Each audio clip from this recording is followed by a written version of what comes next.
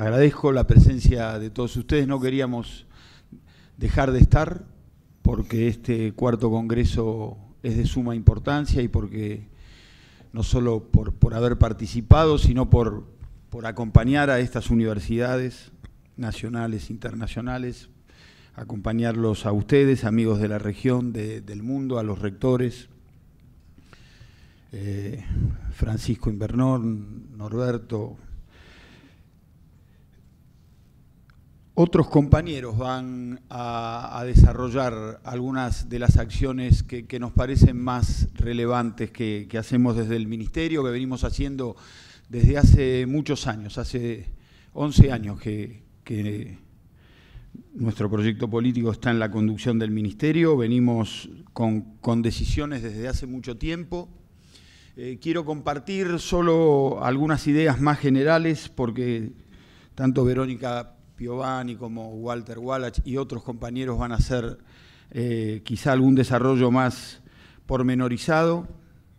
En el último tiempo hemos tomado decisiones en torno a la formación docente, a la formación inicial, a la formación permanente. Ustedes conocen, porque muchos de ustedes están en este tema, nuestro Instituto Nacional de Formación Docente, toda la tarea realizada en torno a la formación inicial, a la formación continua, a la extensión de las carreras. Para ser maestro en la Argentina se necesitan 4 años, en términos generales fue un incremento del 25%, y una revisión curricular y evaluación institucional y un fortalecimiento sostenido de nuestros institutos de formación docente y seguramente estará presente la presentación sobre nuestro programa de formación permanente, nuestra escuela, que se propone ambiciosamente en 3 tercios, 2014, 2015 y 2016, llegar a formar o acompañar a todos los docentes, al 1 millón de docentes de la Argentina. Algunas reflexiones, quizá más generales, y quizá pueden aportar a esta discusión. En principio, nuestro ministerio tiene respeto y valoración por los docentes que están en las escuelas y en los institutos. Y pareciera una verdad de perogrullo, pero si uno mira la historia argentina no es necesariamente así. Hubieron muchas decisiones políticas que se tomaron en contra de los docentes o sin los docentes.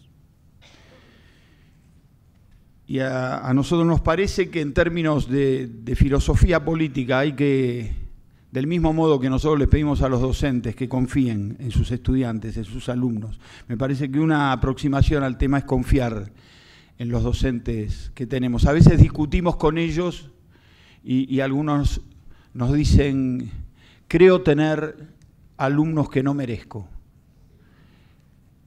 Y nosotros les devolvemos esa interrogación, ¿no? Preguntémosle a los alumnos si ellos creen tener los docentes que merecen. Entonces, no creemos que sea por ahí la discusión. Nosotros tenemos los docentes que tenemos, confiamos en ellos.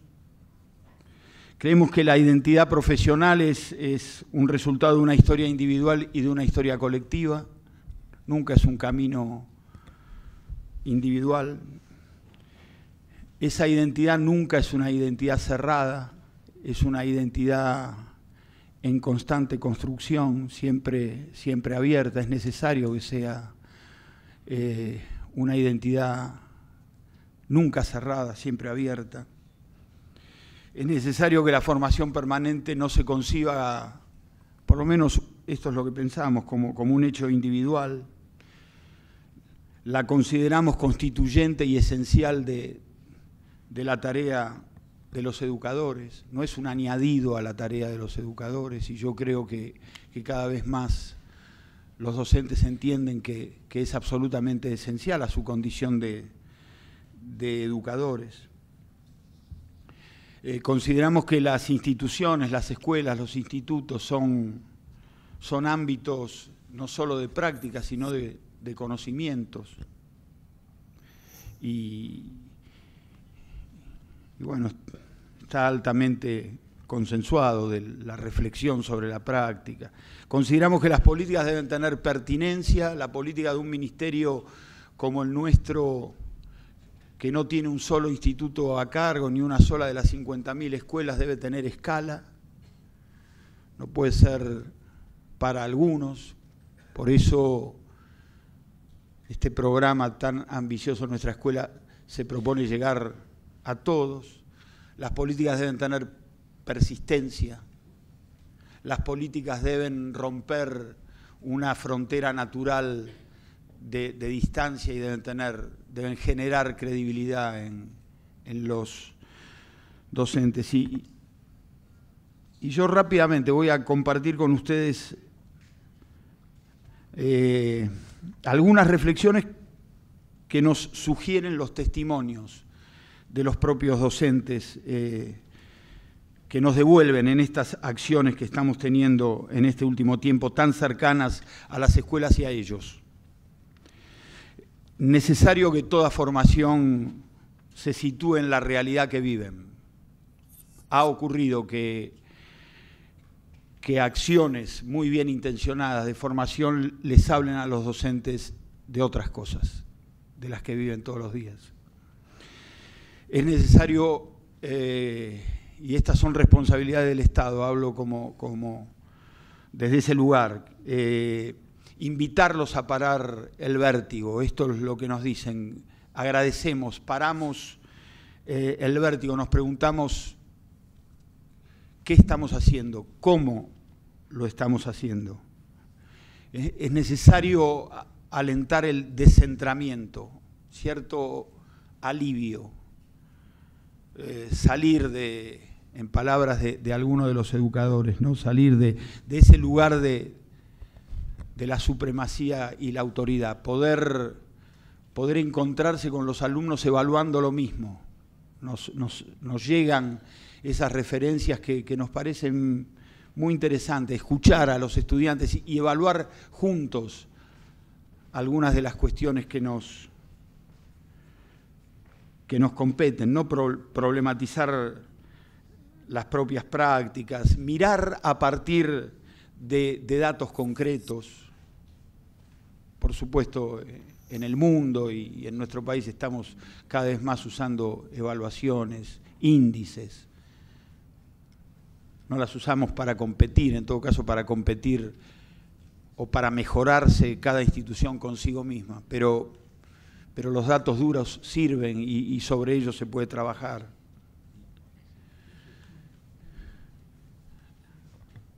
Entender los procesos, entender que son todos procesos de tarea sostenida, entender que cualquier proceso educativo, y en este caso la formación permanente de los docentes, nunca se produce bajo los efectos de ningún milagro. Puede haber un develamiento y puede haber la iluminación de algo que no se veía, pero es un camino, es persistir. Algún docente o alguna escuela lo llamaba generar un horizonte de aspiraciones. No hay metas, nunca vamos a llegar al instituto perfecto, a la escuela perfecta, pero hay un valor y no por remanido quiero dejar de compartir lo que es encontrar un camino. No hay nada peor que no tenerlo. Cuando se encuentra un camino institucional, cuando el Estado puede encontrar un camino de una propuesta política y cuando esa propuesta pueda llegar a la escuela y la escuela puede encontrar su propio camino, aun cuando ese camino sea arduo y largo, produce un gran confortamiento, porque se le encuentra un sentido al camino y se alivia la angustia. Muchas veces los docentes nos transmiten angustia porque la gran mayoría se plantea éticamente su profesión. Después nos llegan a decir también, avanzando nuestros encuentros, que van distinguiendo entre los que solo cumplen el horario y aquellos que se ponen la responsabilidad ética sobre la espalda. Yo quiero pensar que la gran mayoría se pone la responsabilidad ética bajo su espalda y se angustia cuando se le van los alumnos o cuando no pueden transmitir lo que quieren transmitir. Entender que es un trabajo colectivo, que nunca es en soledad, que hay una construcción colectiva del saber, y nos lo explican cuando celebran la lectura conjunta de los materiales, o cuando, bueno, nada que no sepamos, ¿no? Muchos tienen una mirada siempre más profunda de la realidad. Estoy diciendo una cosa que es casi obvia. Compartir siempre enriquece, nos lo dicen, y es obvio, y uno ya lo ha escuchado, pero al decirlo de nuevo se renueva esa confianza, es un decir nuevo. Es muy importante, y creo, todo esto que digo lo digo con cero triunfalismo, con alguna humildad, pero nos parece que estamos, después de mucho tiempo de una tarea al respecto, obteniendo algunos frutos, pueden superar un descreimiento natural. Alguna educadora dice, y lo escribe, la hora de la confesión lo llama, y dice: yo me resistía a este cambio. Yo me resistía a esta capacitación, no quería hacer más ninguna capacitación. Y dice algo que allí para nosotros es una clave: pero me dieron ganas porque no me abandonaron. Y ahí me parece que hay una clave fundamental del Estado, que es muy doloroso que un docente sienta que está solo, que está abandonado a su suerte. Hay que transmitirle que no está solo, que tiene a los compañeros al lado, que tiene a la institución escolar y que tiene al Estado atrás, ¿no? Hay que superar esos miedos. Muchos reiteran: vine a esta capacitación sin la esperanza de encontrar algo nuevo. Y yo se lo devolvería a esto, y lo invitaría a pensar si nuestros alumnos van a clase sin la esperanza de encontrar algo nuevo todos los días. Y eso también es una pequeña tragedia de la cotidianeidad. Pero también vemos que cuando empiezan a verse algunos resultados, cuando digo resultados no es una escuela que sea el Edén, ¿no? Algunos resultados. Encontrar una reflexión conjunta compartida, encontrar una luz en algo que no se veía. Cuando se empiezan a ver algunos resultados, aumenta mucho la confianza y las ganas. Y se sale de la catarsis y la queja. Y se convierte eso en acción y pensamiento. Sartre decía que solo en la acción hay esperanza. Y ahí me parece que hay una clave profunda para analizar el tema de la escuela y de los institutos. Los brazos caídos son seguro un lugar de no retorno. Cuando hay esperanza, acción, ganas, se puede. Y termino, no solo algunos docentes rurales nos dicen que se sienten aislados, que es casi obvio. Hay otros que también nos transmiten lo que decía antes, cierto aislamiento. Y hay que trabajar mucho, nos parece, en toda formación contra esa percepción de la soledad. Si uno tiene un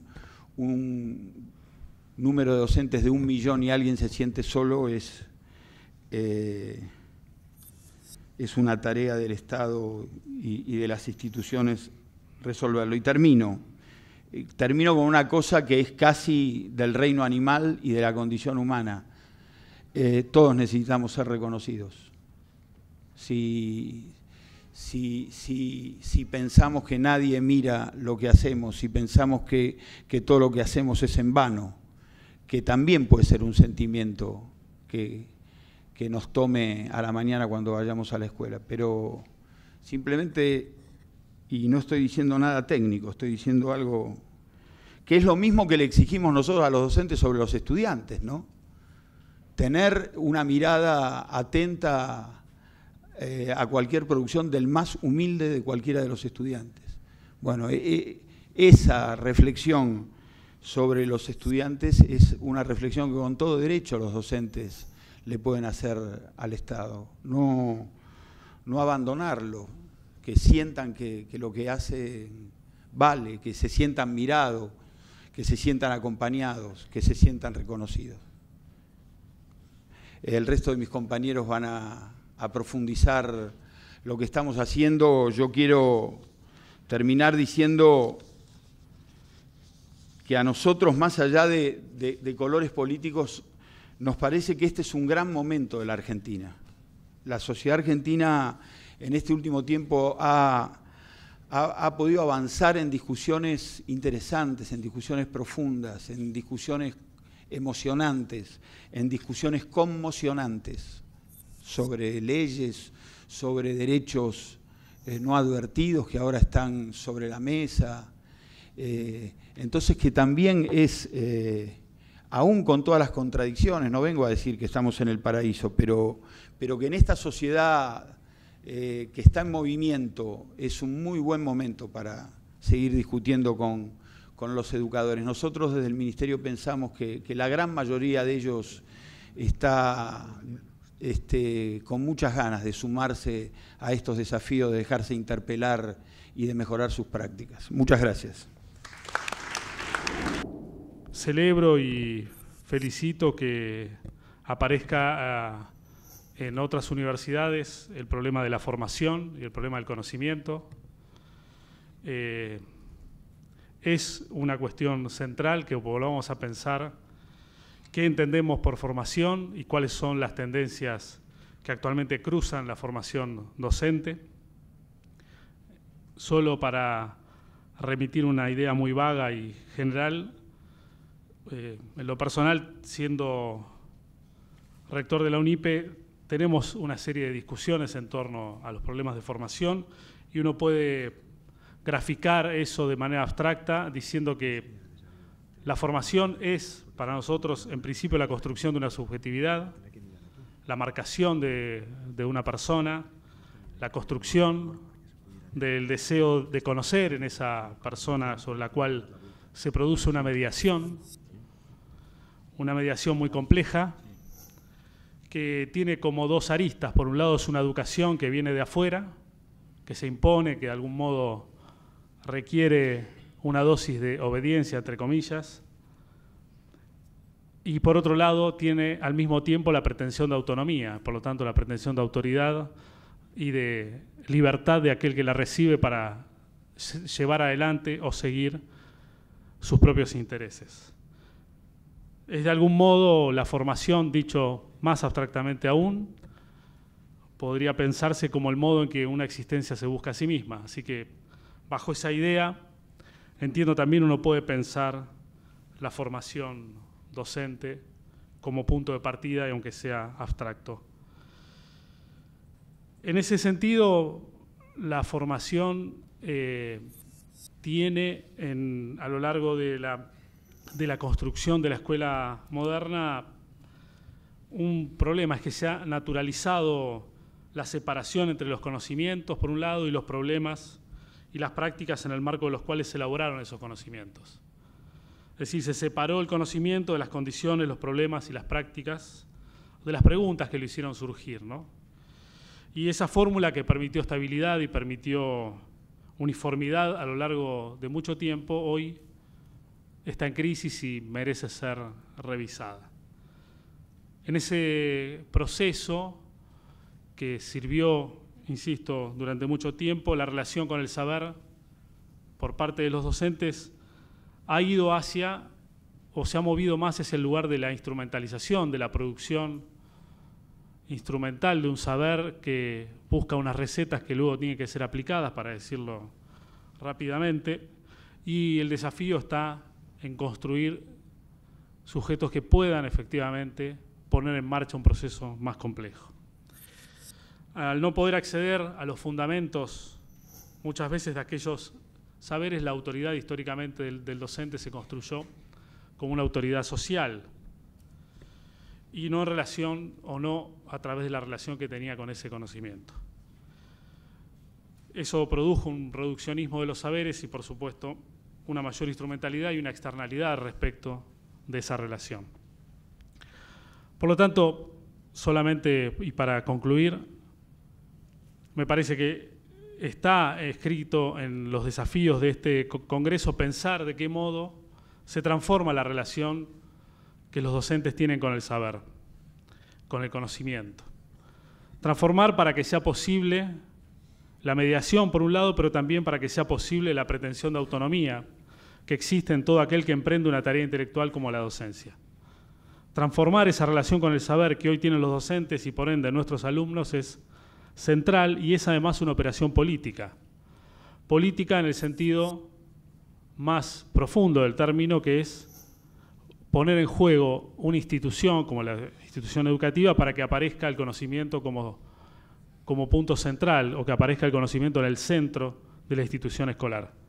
Por lo tanto, celebro este Congreso, apoyamos y trabajamos en él porque entendemos que es un modo de pensar la mediación que es necesaria a la luz del siglo XXI, no solo para formar a las nuevas generaciones, sino para hacer que ellas hereden el mundo que nosotros también heredamos.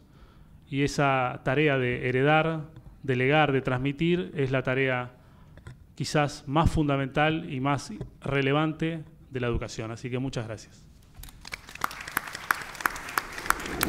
La formación docente es la que posibilita la actualización de los docentes ante el desarrollo científico y tecnológico, ante la permanente explosión del conocimiento y posibilita las respuestas requeridas ante las diversas exigencias sociales y culturales.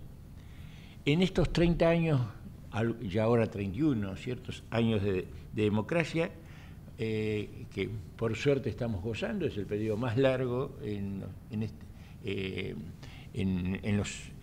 las últimas décadas que tenemos este periodo democrático. En estos 30 años de democracia y en estos últimos 10 años hemos avanzado significativamente en cuanto al mejoramiento de la inclusión social y la democratización del sistema educativo. Varios cientos de miles de estudiantes en Argentina y millones en América Latina se han incorporado a los sistemas educativos nacionales, muchos de ellos siendo los primeros estudiantes de sus familias que acceden a los niveles medio y superior.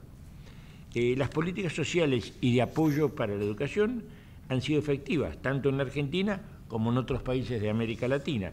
Sin embargo, muchos de estos estudiantes fracasan y desertan en los primeros años de los niveles medio y superior. Esto nos lleva a pensar en la necesidad de nuevas políticas públicas en esta materia, efectivamente incluyentes, que superen los efectos negativos de este proceso que a veces los que nos dedicamos a estos temas llamamos una inclusión excluyente. Debemos que la inclusión sea verdaderamente incluyente. Esto exige una profunda reforma de la educación, tanto en lo institucional como en lo organizativo, en lo curricular, en lo pedagógico y muy especialmente en la formación inicial y permanente de los docentes. Una verdadera, auténtica reforma de la educación en todos sus niveles exige plantearse objetivos, metas, plazos, programas y proyectos de largo plazo, a 15 y 20 años por lo menos. Es decir, tenemos que pensar en el futuro. Esto solo puede llegarse a partir de políticas de Estado definidas a partir de un proceso consensuado, participativo, en que todos, gobiernos, docentes, especialistas, sociedad, estudiantes, trabajemos juntos pensando, analizando, discutiendo sobre el futuro y sus requerimientos. Esto quizás, permítame esta reflexión, debería llevarnos a pensar entre todos a la realización de un nuevo Congreso Pedagógico, amplio y participativo, como ya el histórico Congreso de 1882, previo a la Ley 1420, y el desarrollado en los primeros años de nuestra etapa democrática, en los años 1987-88. Ese Congreso desarrollado en esos primeros años permitió dar la verdadera participación que la democracia requería a los docentes de todo el país. Ahora, a 30 años, tenemos que pensar ya que ese Congreso nos tiene que dar la visión de futuro que nuestra educación necesita. Y en este proceso de reforma de la educación y de discusión sobre el futuro, es esencial replantearse la formación inicial y permanente del profesorado. Ojalá este Congreso nos ayude a dar lineamientos, pautas e ideas para eso. Esto exige, y yo quiero plantearlo eso con total crudeza, esto exige asimismo un fuerte incremento del financiamiento para la educación. Alcanzamos en estos, hace ya algunos años, gracias a al esfuerzo del gobierno de estos últimos 10 años, alcanzamos y superamos el 6% del Producto Bruto Interno para la educación. Es importante que hayamos alcanzado ese 6%, pero ya nos damos cuenta que no es suficiente. Debemos plantearnos como sociedad, a mediano plazo, pero para la década del 2020, alcanzar gradualmente entre el 9 y el 10% del PBI para la educación. Varios países de América Latina, cercanos, Brasil y Chile, entre otros, ya se lo plantearon.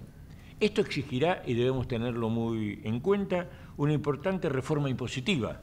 No es posible llegar a ese 9-10% sin cambiar las normas impositivas del país. Pero para esto, para que esto sea posible, debemos convocar a toda la sociedad en su conjunto. Es la sociedad la que debe reclamar y debe aprobar esta mayor apuesta para la educación, que es lo que va a asegurar el futuro de las futuras generaciones de la Argentina en el campo de la educación, de la ciencia, de la tecnología, de la cultura, es decir, de esta área que es la que nos va a permitir, como nos ha permitido a lo largo de nuestra historia, tener un papel protagónico en el mundo. Deseo señalar que nuestra universidad ha apostado fuertemente a la formación inicial y permanente del profesorado, ofreciendo carreras desde las tecnicaturas superiores hasta el postdoctorado, es decir, toda la gama, incluyendo licenciaturas, especializaciones, maestrías y doctorados.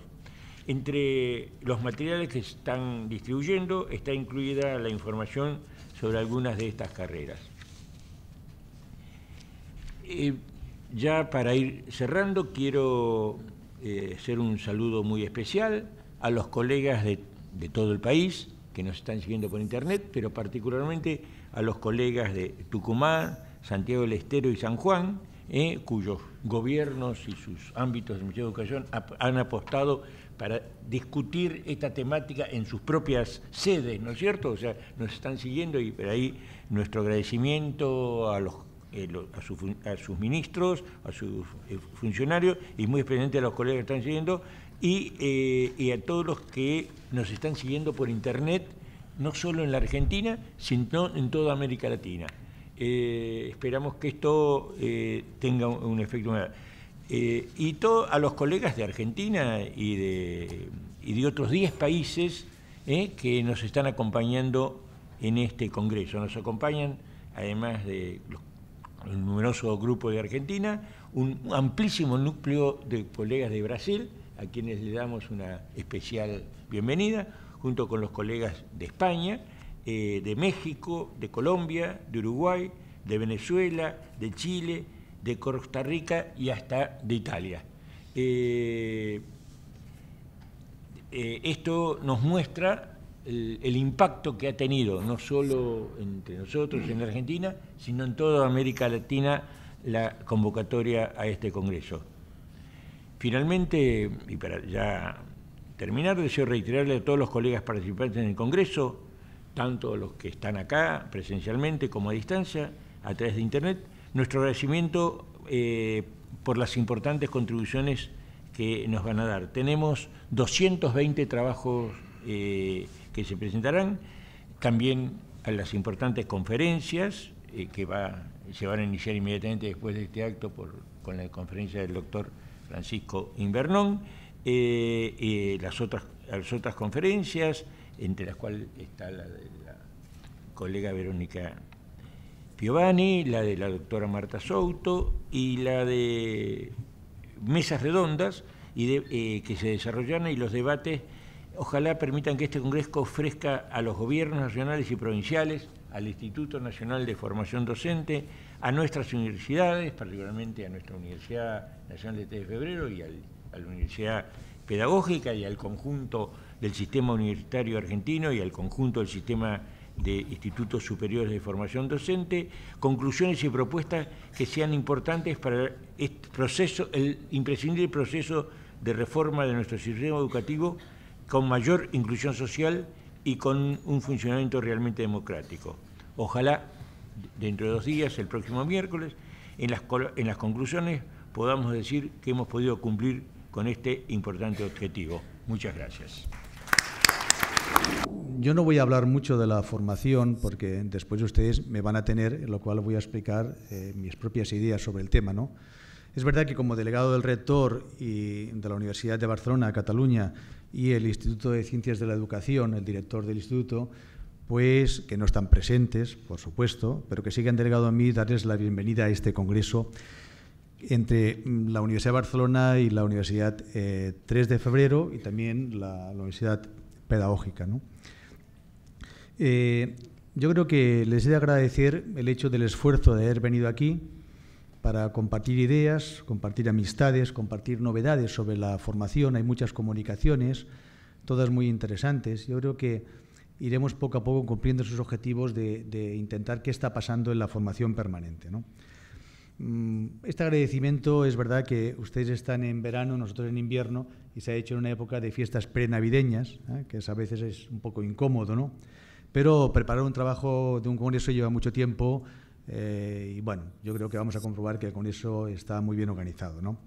El primer congreso de nuevas tendencias en la formación permanente del profesorado se realizó en Barcelona el 2007. Fue una iniciativa de la propia universidad para un tema para nosotros fundamental, que era la formación permanente del profesorado. Han pasado 7 años, hemos hecho 4, 2 en Barcelona, 1 en México y el de Buenos Aires, y seguramente el próximo también será en Latinoamérica por los problemas económicos que está padeciendo en este caso pues nuestro país, ¿no? Nuestro país. Pero, ¿por qué hacíamos un congreso de formación permanente? Bueno, nuestra intención era porque la mayoría de nosotros nos dedicamos a investigar, a trabajar, a escribir sobre teorías y prácticas de la formación permanente del profesorado. Y pensamos que un congreso internacional, uniendo lo que hace años nuestra universidad realiza, ¿no?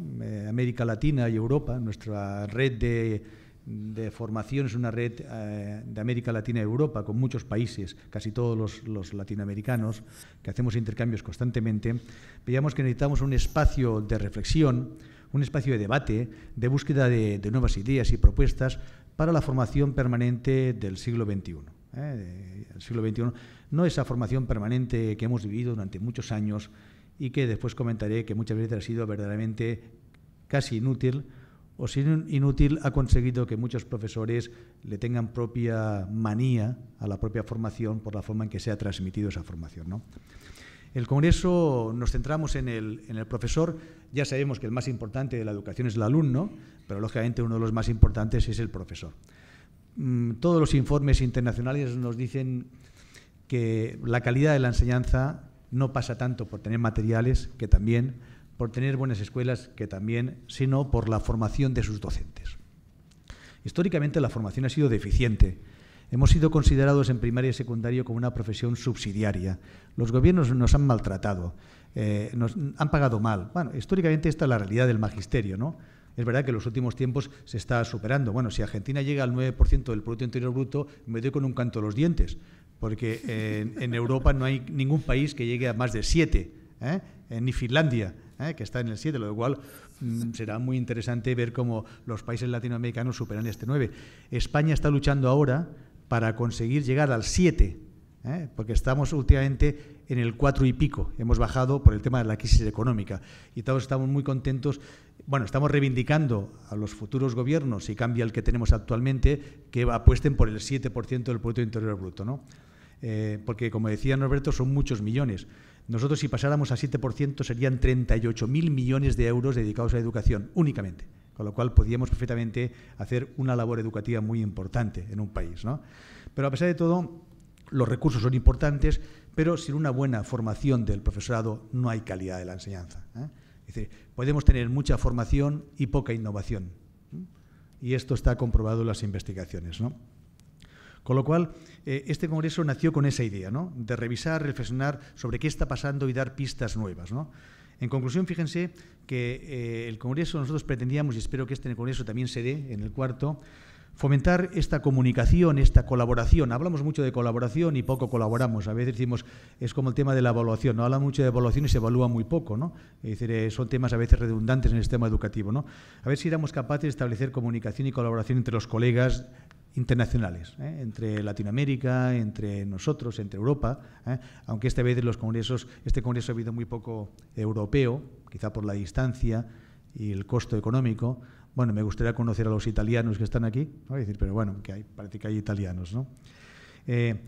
También la idea del congreso, fíjense, que era identificar nuevas propuestas, nuevas ideas, por dónde van los tiros en la investigación, que también es importante, La investigación de la formación permanente se ha trabajado mucho. No tenemos la explosión que se tuvo hace años. La década de la formación permanente fue en los años 80. 80. Ya sé que en nuestros países latinoamericanos llegó todo un poco más tarde. Aquí siempre llega todo un poco más tarde, pero corremos más. Pero bueno, en principio llegó más tarde, pero a partir de los 80 es cuando hay la era de la formación permanente, ¿no?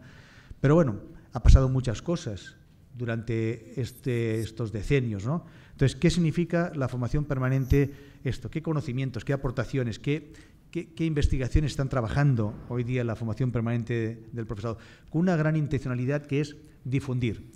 Porque a veces nos quedamos con la propia particularidad de las universidades o de los centros y no difundimos suficientemente en publicaciones lo que está pasando. Con lo cual, cuando no se difunde, se acaba reproduciendo lo mismo que se hacía anteriormente. Entonces, una finalidad fundamental siempre es difundir. ¿Qué está pasando? Me ha parecido muy interesante lo del ministro difundiendo lo que piensan los profesores sobre la formación permanente. Esto es muy interesante porque piensan a veces muy contrario a lo que hacen las propias universidades o los centros de formación permanente. Con lo cual, no únicamente es lo que opinan los profesores, lo que opinan los investigadores, lo que opina hasta, fíjense, el sentido común. El sentido común, a veces, porque la formación ha ido a veces en contra del sentido común de la propia enseñanza, y difundir. Decirles a mucha gente que están equivocados, que se ha de cambiar, que esto no va por aquí, que está demostrado que no, que estas prácticas reproductoras no llevan a ningún sitio, es decir, nos llevan a una reproducción que realmente no modifica y no nueva la escuela, ¿no? Todo esto es importante, o sea, vengo a decir una cosa que para mí es fundamental, que la formación permanente no únicamente ha de aportar elementos interesantes, sino que ha de ser un revulsivo crítico para demostrar a los demás cómo debe ser la formación permanente, O sea, fíjense que la propia formación ha de ser un revulsivo, la práctica y la teoría de la formación, ¿no? Para acabar, no alargarme mucho, porque después yo les explicaré mucho más sobre lo que pienso, las investigaciones y lo que pensamos en Barcelona sobre la formación permanente. Les voy a explicar una metáfora que tiene una similitud, piensen ustedes esta metáfora, como el tema de la formación permanente. Miren, una vez dicen que había un perro, y perdonen, no asimilo a un profesor a un perro, no. Había un perro y un amo tenía este perro, y cuando quería darle la comida, el perro no quería comer. El amo le cogía por el cuello, por la correa, lo estiraba, el perro se resistía, pero al final el amo con el tarro de comida le amorraba el morro, no sé cómo se llama el morro, que es lo mismo, ¿no? El morro al perro, y el perro acababa comiendo forzado, ¿no? Pero un día el tarro de la comida se cayó en el suelo y se rompió. Y entonces, al caerse en el suelo, el perro se levantó y se fue a comer muy a gusto la comida que había en el tarro. Lo que pasaba es que al perro le gustaba la comida, pero no le gustaba cómo se la daban. Piensen ustedes y apliquen el tema a la formación. A veces nos gusta la comida, pero no nos gusta al profesorado cómo nos dan la comida, Con lo cual es importante continuar luchando para que nos dejen al menos acercarnos libremente a esa comida y escoger cómo queremos formarnos. Muchas gracias, señoras y señores, que el congreso sea un éxito y que nuestros países mejoren mucho.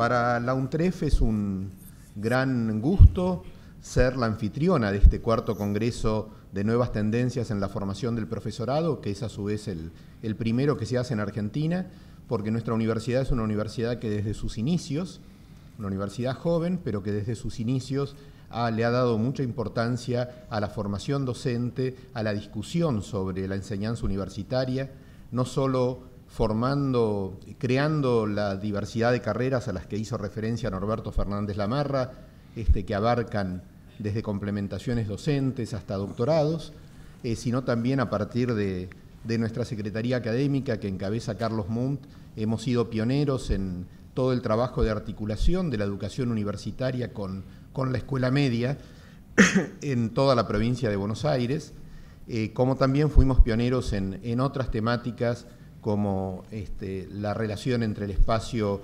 latinoamericano y el espacio de Bolonia, y en distintos ámbitos. Esto tiene que ver con un intento no de ser originales por la originalidad en sí mismo, sino por un intento de llenar aquellos vacíos, aquellos baches que veíamos que había en la educación argentina y que creíamos que era responsabilidad nuestra como universitarios discutir sobre eso y tratar de modernizar los conceptos en relación con la educación y con la educación universitaria. Por eso, habiéndonos dedicado tanto a esta temática, es que les decía que es un particular honor para nosotros ser los anfitriones de esta primera edición en Argentina del Congreso sobre Nuevas Tendencias en Formación del Profesorado. Así que bueno, creo que ya hemos escuchado mucho en esta mesa, que va a ser mucho más y más profundo, digamos, lo que vamos a escuchar en las conferencias y en las reuniones que van a ser las que conformen este Congreso, así que solo me resta agradecerles por acompañarnos, darles la bienvenida y desearles que sean días de muy intenso y fructífero trabajo. Gracias.